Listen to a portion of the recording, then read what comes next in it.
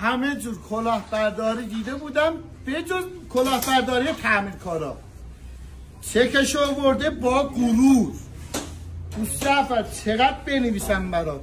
پکیج آموزشی درست کن واسه مکانیک، جلوبندی ساز، اونا که میخوان آموزش ببینن انجام بدید. تو هر پیکش هم 50 میلیون گیرت میاد، 30 میلیون گیرت میاد. مکانیک، جلوبندی ساز، باتری ساز، تعمیرکار تا عملا انجام نشه شما چند ماه، 1 سال 2 سال کار نکنید نمیشه. پولتون رو به اینا ندین. حضرت بازی کلاهبرداریه. این امروز اومد گفتم شما هم آگاه بشید.